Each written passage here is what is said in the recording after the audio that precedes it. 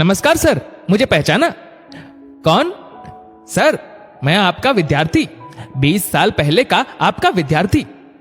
ओह अच्छा, आजकल ठीक से दिखता नहीं बेटा, और याददाश्त भी कमजोर हो गई है, इसलिए नहीं पहचान पाया। खैर आओ बैठो, क्या करते हो आजकल? उन्होंने उसे प्यार से बिठाया और पीठ पर हाथ फेरते हुए पूछा, सर मैं भी आपकी ही तरह शिक्षक बन गया हूं। वाह, ये तो अच्छी बात है, लेकिन शिक्षक की पगार तो बहुत कम होती है, फिर तुम कैसे? सर, जब मैं कक्षा 7वीं में था तब हमारी कक्षा में एक घटना घटी थी, उसमें से आपने मुझे बचाया था। मैंने तभी शिक्षक बनने का निर्णय ले लिया था। वो घटना मैं आपको याद दिलाता हूं, आपको मैं भी याद आ जाऊंगा। अच्छा, क्या हुआ था तब बेटा? मुझे ठीक से कुछ याद नहीं। सर, 7वीं में हमारी कक्षा में एक बहुत अमीर लड़का पढ़ता था, जबकि हम बाकी सब बहुत गरीब थे।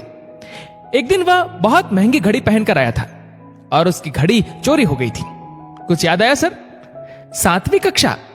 हाँ सर, उस दिन मेरा मन उस घड़ी पर आ गया था और खेल के पीरियड में जब उसने वह घड़ी अपने पेंसिल बॉक्स में रखी तो मैंने मौका देखकर वह घड़ी चुरा ली थी। उसके ठीक बाद आपका पीरियड था। उस लड़के ने आपके पास घड़ी चोरी होने की शिकायत की और बहुत जोर जोर से रोने लगा। आपने कहा कि जिसने भी वह घड़ी चुराई है उसे वापस कर दो, मैं उसे सजा नहीं दूंगा, लेकिन डर के मारे मेरी हिम्मत ही ना हुई घड़ी वापस करने की। उसके बाद फिर आपने कमरे का दरवाजा बंद किया और हम सबको एक लाइन से आंखें बंद कर खड़े होने को कहा और यह भी कहा कि आप सबकी जेब और झोला देखेंगे, लेकिन जब तक घड़ी मिल नहीं जाती तब तक कोई भी अपनी आंखें नहीं खोलेगा, वरना उसे स्कूल से निकाल दिया जाएगा और ऊपर से जबरदस्त मार पड़ेगी, वो अलग। हम सब आंखें बंद कर खड़े हो गए। आप एक एक कर सबकी जेब देख रहे थे। जब आप मेरे पास आए तो मेरी धड़कन तेज होने लगी। मेरी चोरी पकड़ी जानी थी। अब जिंदगी भर के लिए मेरे ऊपर चोर का ठप्पा लगने वाला था। मैं ग्लानि से भर उठा था।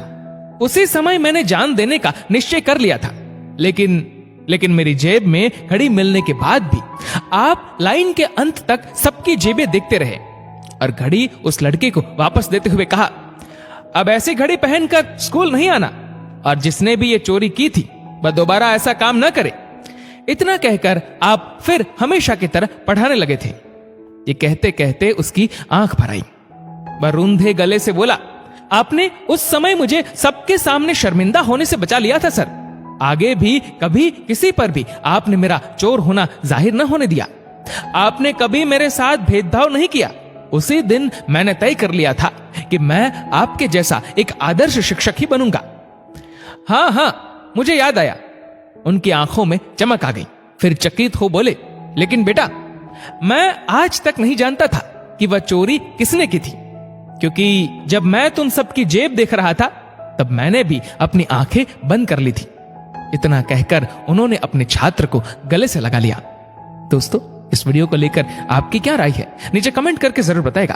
और अगर आपको वीडियो अच्छा लगा हो तो इस वीडियो को लाइक करेगा, शेयर करेगा ज्यादा से ज्यादा लोगों तक, और ऐसे ही और भी इंस्पिरेशनल वीडियोस के लिए सब्सक्राइब करें हमारे यूट्यूब चैनल को और फेसबुक पर फॉलो करें हमारे पेज को।